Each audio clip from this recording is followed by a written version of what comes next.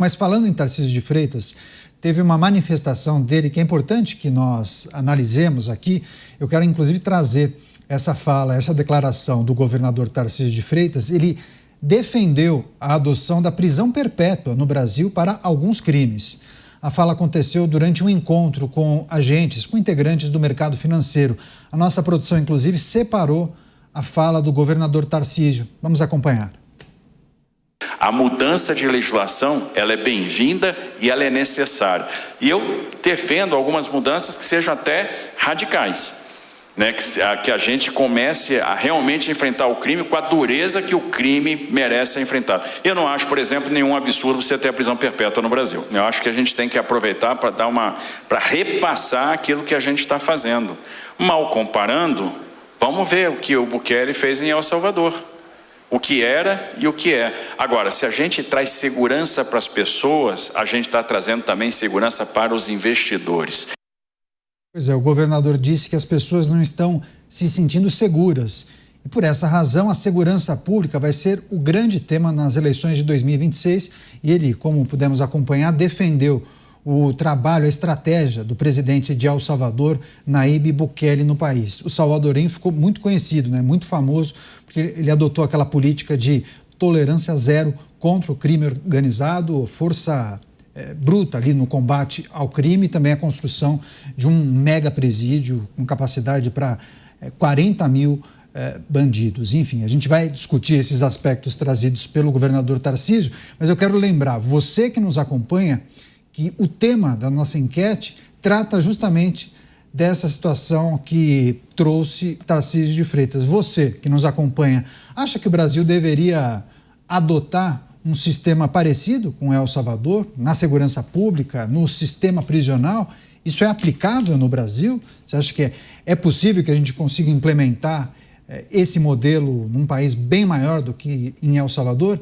Gostaríamos de saber o que você pensa sobre isso. jovempan.com.br é o nosso portal de notícias. Você vai, ali na capa, né, na primeira página, você vai identificar a enquete do programa Os Pingos nos Is, vota.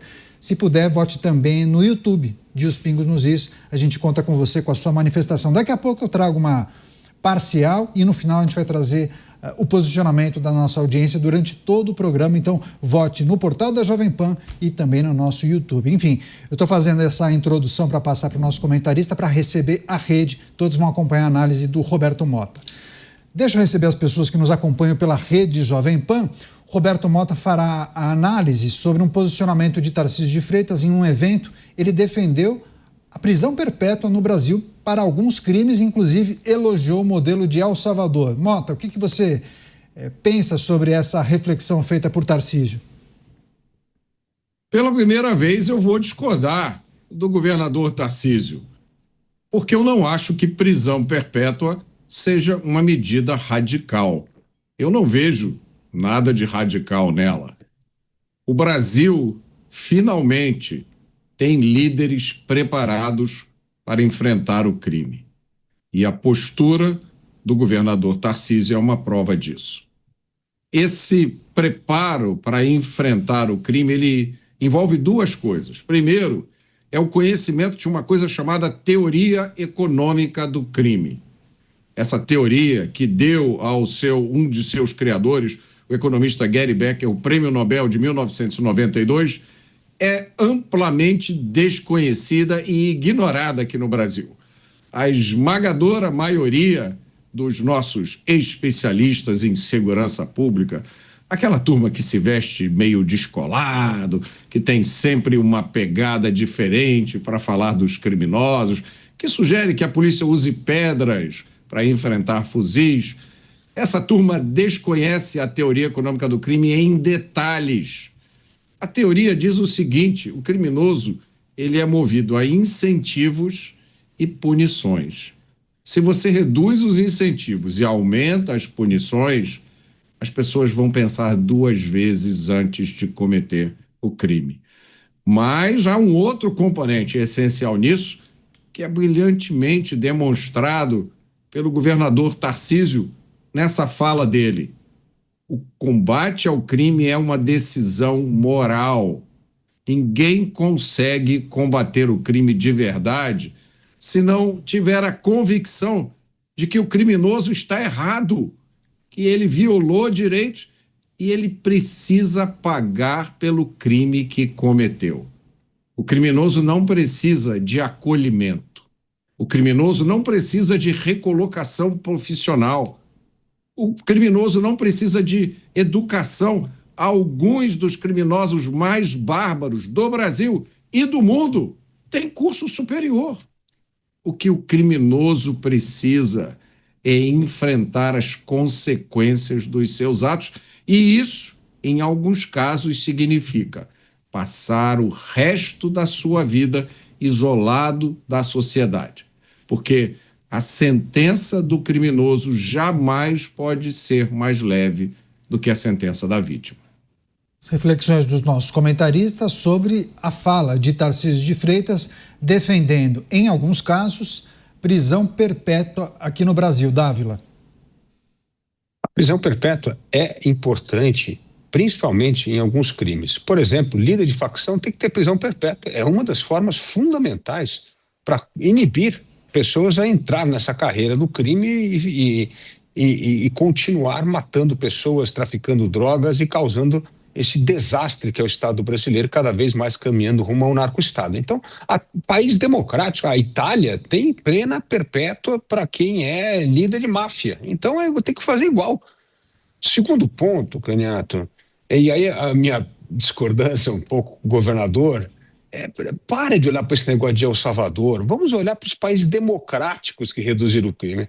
É a política nos Estados Unidos, lá em Nova York, foi a política da janela quebrada, são penas duras, são polícias que atuam de maneira dura, com uma justiça competente. Veja nos Estados Unidos, mas não deu minutos depois que houve o tiro nos 2 guardas lá, já pegaram o criminoso, já está preso, já vai responder processo. Não tem essa coisa da impunidade, que é o que o Mota está dizendo dos incentivos errados. Então, os bons exemplos de política pública de segurança estão nos países democráticos. E a gente tem que seguir essa linha. Nós somos uma democracia e não atitude, sabe, de regime autoritário. Não, vamos olhar para as democracias que têm pena perpétua, têm pena dura, têm justiça eficiente e cria enorme desincentivo para as pessoas entrarem no mundo do crime.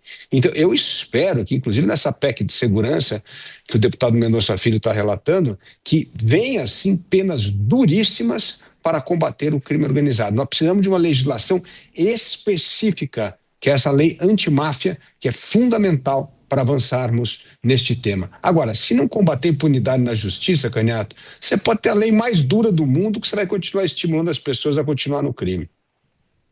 O Dávila mencionou a PEC da segurança pública, daqui a pouco a gente vai trazer a informação, viu, Dávila? O Hugo Mota sinalizou que o relatório deverá ser apresentado na semana que vem, mas daqui a pouco a gente debate isso. Deixa eu escutar o que o delegado Palumbo tem a dizer sobre essa defesa de Tarcísio de Freitas em relação à prisão perpétua, que parece um tabu, né? Quantas vezes já não discutiram a possibilidade de instituir a prisão perpétua aqui no Brasil? Enfim, queria escutar o delegado. Eu concordo com o governador Tarcísio, eu acho que esse seria um ponto fundamental para a gente começar a diminuir a criminalidade, mas a gente precisaria mudar a Constituição ou ter uma nova Constituinte, porque infelizmente isso seria uma realidade boa para o cidadão do bem, mas infelizmente ainda não se pode ter isso porque a Constituição proíbe. O bandido, o ladrão, o criminoso, o traficante, ele entende 2 coisas e tem temor de 2 coisas. De ser preso e ter uma punição que vai realmente punir, como o nome fala, ou então morrer numa eventual troca de tiro com a polícia. Esses são os temores do bandido. Mas no atual cenário, a gente vê 70% dos presos voltando a cometer o mesmo tipo de delito na reincidência. A gente vê progressão de regime, vamos falar da pena do feminicídio, que chega a 40 anos, mas aí cumpre uma parte, vai diminuindo, vai para o semiaberto e depois vai para o aberto, ou seja, 40 anos muito bonito só no papel, mas na realidade não fica 40 anos. Então nós temos que acabar com a progressão de regime também, principalmente nos crimes mais graves, nos crimes hediondos. Agora, se tivéssemos a prisão perpétua no Brasil eu acredito, eu acho não, eu tenho certeza absoluta que é despencar os índices criminais. Porque o bandido de 18 anos pensa assim: se eu roubar uma moto, se eu matar, se eu cometer o crime de latrocínio, que é o roubo seguido de morte, eu nunca mais saio da cadeia. Mas esse mesmo bandido, olhando o atual cenário do Brasil, ele rouba, ele mata, ele vai para uma audiência de custódia e o juiz solta. Ele responde em liberdade, ele é preso novamente. E nessa mesma audiência de custódia, o juiz não pode sequer citá-lo nos processos anteriores. Ou seja, hoje a audiência de custódia no Brasil presta um desserviço à população do bem. Porque imagine todos os processos que estão rolando contra um criminoso. O juiz não pode citá-lo desse processo. Mas o que muda isso, delegado? Muda muito, porque enquanto não tem a citação, o processo se mantém suspenso, ou seja, parado, até um oficial de justiça chegar: olha, você vai responder pelo crime tal, você foi denunciado, aí começa a andar o processo. Olha o absurdo, a quantidade de preso que vai parar em audiência de custódia e o juiz não cita esses indivíduos, essas pessoas que deveriam ser citadas, é gigantesco. Então, eu acredito piamente nisso, concordo com o governador Tarcísio, que prisão perpétua diminuiria muito os índices criminais. O preso ia pensar não 10 vezes, ele ia pensar 1000 vezes antes de cometer o delito. E El Salvador é um grande exemplo disso. A gente vê as imagens da cadeia, dizem que não tem odor, não tem cheiro, os presos respeitam os policiais penais, ao contrário do Brasil, que eles ameaçam e subjugam o tempo todo os policiais penais, que não têm mais o poder de mandar na cadeia. Quem manda na cadeia são os detentos, e não é culpa do policial penal, que fica refém desses criminosos. O preso faz o que quer, recebe um celular, recebe 4 refeições, não é obrigado a trabalhar. Ele trabalha se ele quiser, Caniata, audiência. Olha o absurdo. Espera um pouquinho. Você roubou? Você vai trabalhar, nem que foi em obra pública do município, do estado, do governo federal, mas você vai trabalhar. Parte desse dinheiro vai para a vítima. Temos no Brasil o auxílio reclusão. Você quer mais absurdo que isso? Que parte do dinheiro vai para os familiares do preso e se esquece da família da vítima. Então tá certo o governador Tarcísio, eu critico ele quando tem que criticar, mas vou aplaudir quando tem ideias boas. O Brasil precisa de uma legislação dura, eficiente, uma nova constituinte, prisão perpétua sim, e trabalho não é faculdade. Não, eu vou escolher se eu quero trabalhar. Não, você vai trabalhar sim, para pagar a sua alimentação. Você vai trabalhar para pagar o prejuízo que você deu para a vítima. Você vai trabalhar para sustentar os seus filhos. E se fizer greve de fome, paciência, morra de fome. Ah, coloquei fogo no colchão, numa rebelião. Dorme na pedra. O colchão está aqui. É seu, para você dormir. Você colocou fogo? Agora você dorme no chão. Pronto. A gente tem que parar de passar a mão na cabeça de criminoso, porque quem está sofrendo aqui fora é o trabalhador, é a dona Maria, o seu José, o seu Mário, que acorda 4 horas da manhã, pega uma marmita, pega um ônibus e é roubado o tempo todo nas mãos desses criminosos que têm 10, 15, 20, 30 passagens criminais. Ninguém aguenta mais esse tipo de situação, Caniato. Mota, queria escutá-la a respeito do modelo de El Salvador, né? Vários governadores, políticos, recentemente Eduardo e Flávio foram visitar El Salvador, enfim, há várias lideranças que usam El Salvador como um exemplo a ser seguido. Mas é digamos, um modelo meio controverso, né? Até quem defende o endurecimento da legislação, das penas, tem gente que não concorda com esse estilo. Enfim, poderíamos nos inspirar no modelo Bukele? No quê? Bom, primeiro, Caniato, eu vou dizer aqui, sem modéstia nenhuma, que a maioria das pessoas que palpita sobre o assunto criminalidade, segurança pública, não tem a mínima ideia do que está falando, né? O Brasil, antigamente, era o país dos técnicos de futebol. Quando eu era criança, era assim. Todo mundo tinha na cabeça a escalação de time. Hoje, o Brasil é o país dos especialistas em segurança pública. Todo mundo tem lá as suas propostas, as suas ideias. A maioria nunca abriu um livro sobre o assunto.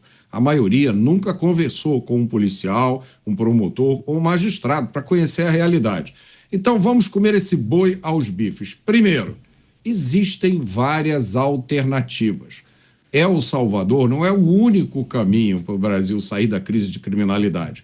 Um outro modelo é o modelo, por exemplo, dos Estados Unidos, que é um modelo onde os estados têm enorme liberdade para adotar as medidas. Então, tem estado que tem pena de morte, o outro não tem. Tem estado que tem prisão perpétua, o outro não tem. Tem estado que admite o uso de maconha, o outro não admite. E cada estado faz o que quer. Então, não existe um único caminho. O outro ponto é que, por todos os relatos que eu tenho, eu nunca fui a El Salvador, mas eu conheço várias pessoas que eu respeito profundamente e que entendem de segurança pública que foram lá. E o que eles me dizem é o seguinte: não existe nenhuma violação de direitos humanos nem de democracia em El Salvador. Tudo que está sendo feito lá foi feito dentro do chamado modelo democrático. O Bukele não é um ditador. O Bukele foi eleito. As medidas que o Bukele implantou foram aprovadas pelo Congresso. O que acontece, e me perdoe se esse meu comentário vai magoar alguém, mas o que acontece é que nós fomos, durante muito tempo, submetidos a uma dieta de doutrinação. E ainda nos choca o fato de ver uma quantidade enorme de criminosos violentos, assassinos, traficantes, chefes de facção presos. Mas é isso que tem que acontecer. E eu vou explicar por que isso acontece, Caniato. A primeira vez que eu fui a um presídio, eu fiquei chocado. Porque não é normal você ver uma pessoa presa numa cela o resto da vida dele. Isso não é normal. Isso faz mal para um cidadão comum. E sabe qual é a grande sacada que eu tive, Caniato, quando eu fui num presídio? É que quando você vai num presídio, você olha o preso, você vê o ser humano, você tem uma empatia natural, porque você imagina, e se eu estivesse no lugar dele? Agora, sabe o que você não vê quando você vai a um presídio? Os crimes que aqueles caras cometeram. Isso você não vê. E uma das coisas que mais me chocou, Caniato, nessa primeira vez que eu fui ao presídio, eu vi um senhor distinto, de cabelo branco, parecia um banqueiro, parecia um ator de telenovela. E eu fiquei, caramba, fiquei pensando, o que esse sujeito está fazendo ali? Aí eu chamei o diretor e perguntei, olha, não sei se o senhor pode me dizer se tem algum regulamento que proíba, mas eu queria saber o que aquele senhor estava fazendo ali. Ele estava ali por abuso sexual de crianças, Caniato. E eu estava ali compadecido, com dó dele. Então é preciso a gente ter muito cuidado quando a gente dá palpite sobre uma coisa como essa, porque não existe outro caminho para combater o crime a não ser reprimir os criminosos. El Salvador é um caminho, os Estados Unidos são outro caminho, há outros caminhos. Agora, não existe nenhum único país no mundo que tenha resolvido a sua crise de criminalidade suavizando as penas, acolhendo os criminosos, desencarcerando, que é o que o Brasil faz há muito tempo. Dávila, só para a gente passar a régua nessa discussão que envolve El Salvador, muitas lideranças usam, como exemplo, é possível se inspirar em alguns aspectos, mas há quem diga, é difícil você aplicar em 100% por conta do tamanho dos países, O Brasil é muito maior do que El Salvador, então seria muito difícil você replicar esse modelo aqui no Brasil, mas talvez alguns aspectos poderiam ser adotados aqui. Enfim, essa mudança que muitos cobram passa necessariamente por esse aspecto que o Mota discorreu, dar mais autonomia aos estados? Com certeza. Essa é uma das virtudes do federalismo. Então, dar mais autonomia aos estados para resolver as questões de segurança pública é fundamental. Agora, tem um crime que tem que ser tratado em política nacional, federal, por exemplo, que é o combate ao crime organizado. E aí, eu venho conversando muito com o nosso promotor de São Paulo, Lincoln Gaquia, e ele é um desses que segue exatamente que a gente tem que fazer quase que um copy-paste da lei italiana. Ele falou, ali tem uma lei antimáfia perfeita, como é que é criada aquela lei antimáfia, como é que é a organização independente que vai coordenar o esforço com as polícias federal e estaduais, está ali tudo. Ele falou, está tudo mastigado. Então, eu entendo que a gente tem que pegar os melhores exemplos de todos os lugares. Bom, se tem uma lei antimáfia que funcionou na Itália, bom, então vamos adequá-la ao Brasil. Se temos uma estrutura federalista, vamos dar mais autonomia aos governos estaduais para tratar das questões penais de acordo com as realidades locais.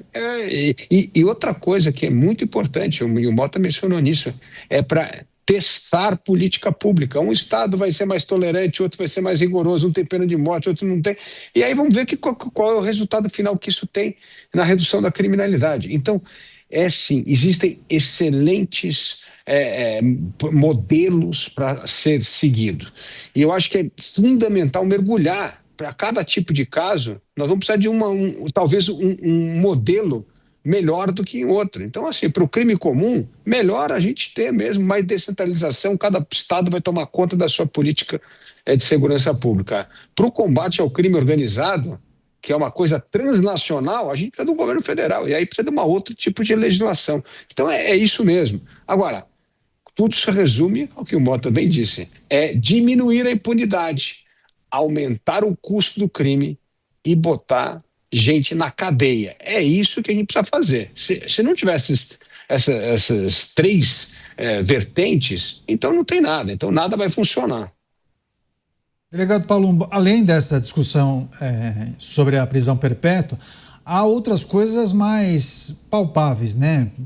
Possíveis de serem realizadas a curto e médio prazo. Vocês que integram a bancada da Segurança Pública na Câmara dos Deputados certamente tratam de muitas questões que envolvem visita íntima, audiência de custódia e tantos outros benefícios que os detentos hoje em dia têm. O que, na visão do senhor, seria prioridade ou quais elementos deveriam ser tratados com urgência na Câmara Federal? Acabar com a progressão de regime. O preso tem que entender que se ele pegar uma sentença de 20 anos, ele vai ficar 20 anos. Ele não pode ficar 4 ou 5 e ir para a rua. Ele não pode ter uma pena de roubo de 10 anos e ficar 3 anos e ir para a rua. Ele não pode ter uma pena do tráfico de drogas, cuja pena mínima é 5 anos, podendo passar mais de 15, dependendo das qualificadoras dos aumentos de pena, e ficar 2 anos. Ou ter a figura do tráfico privilegiado, que se criou. É complicadíssimo. Veja o traficante. O traficante, aquele que está vendendo ali na boca de fumo, que sustenta todo o tráfico, porque se não tiver uma boca de fumo ou tiver alguém que vai entregar, não tem o tráfico de drogas. Ele percebeu, sendo preso várias vezes, que se ele ficasse com pouca quantidade de droga, ele não ia ficar muito tempo preso. Há tráfico privilegiado, que estava com pouca quantidade. Quer dizer, o traficante engana o judiciário, engana a legislação, engana, porque ele fica com pouca quantidade. Para que eu vou ficar com 3 tijolos de maconha numa biqueira se eu ficar com 5 paranguinha, 5 maconha no meu bolso? Eu vou passar como usuário. Se eventualmente eu for preso, tráfico privilegiado. Então é tão absurdo. Agora, eu vejo com esse governo, é quase que impossível a gente ter uma mudança, a não ser que haja um clamor público exagerado. Porque até no projeto de lei que eles mandaram, tinha a figura do faccionado privilegiado. Desde quando um faccionado, um homem, uma mulher que pertence ao Comando Vermelho, 3º Comando Puro, PCC, ele vai ser privilegiado? Não dá para a gente aceitar uma atitude como essa. Então, acabar com a progressão de regime, acabar com essa porcaria de audiência de custódia que não serve para absolutamente nada. Não serve para nada a audiência de custódia. Serve somente para dar voz para preso. Não se tem capacidade de citar o preso nos outros processos. O preso sai de lá dando risada da cara da justiça, da população, de todo mundo. É tão absurdo que eu não sei se eu já contei isso. Quando implementaram essa porcaria chamada de audiência de custódia, foi implementada de segunda a sexta-feira. Os presos, pelo menos eu estava na divisão de operações especiais que nós prendíamos na quinta-feira, por exemplo, na quarta-feira, vários deles me relataram, inclusive um sequestrador. Eu não cometo mais crime de sexta-feira. E eu perguntei, por que não? Porque de sábado não tem audiência de custódia, eu vou ficar preso. Olha a que ponto a gente chegou. Ter que ouvir isso de um sequestrador, que ele deixou de cometer sequestro na sexta-feira com medo de ficar preso, porque no sábado não tinha audiência de custódia. Agora tem todos os dias. Então, na cabeça desse sequestrador, que aliás já deve estar solto, vou cometer crime toda hora, porque eu saio na audiência de custódia. A audiência de custódia é um retrocesso. E aí o ministro se aplaude, que fala que 40% dos presos saem na audiência de custódia. Isso é bom para quem? O preso não tem punição. E na própria audiência ele recebe uma refeiçãozinha lá, um suquinho. E às vezes o trabalhador vai trabalhar com a barriga vazia. Olha o absurdo que a gente chega. Então, acabar com a progressão, acabar com a audiência de custódia, acabar com visita íntima. É isso mesmo. Cadeia não é motel. Você vai conversar com a sua família, se for um filho pequeno, pode entrar, pode abraçar, pode entrar sua mulher, pode... E não passa disso. Não, cadeia não é motel. Quer ter relações sexuais, não cometa crime. O homem, ele ia pensar 10 vezes antes de cometer crime. Mas a gente vê fila de mulheres que são apaixonadas, que têm fetiche por presos, que vão lá, faz a carteirinha, não é nem casado, não é nada. Ah, é minha mulher, vai lá e visita, posta nas redes sociais. Ou seja, cadeia resort. Na cabeça do criminoso do brasileiro, cadeia resort. Ele chega, tem 4 refeições, não é obrigado a trabalhar, ele pega um celular para cometer crime, ele tem direito à visita íntima, se ele trocar de mulher, vem outra mulher, e vem outra, e vem outra, e vem outra, tá lá descansando. Como eu já ouvi de preso, de criminoso, falou para mim, que eu prendi ele, falou assim, agora eu vou descansar na cadeia e fazer uma poupança. Como assim fazer uma poupança, ladrão? Como assim? Porque agora eu pego um celular, cometo crime lá de dentro, comando o crime lá de dentro, vou ter a minha porcentagem e vou dar uma descansada, porque eu sei que daqui a pouco eu estou na rua. Eu já ouvi isso.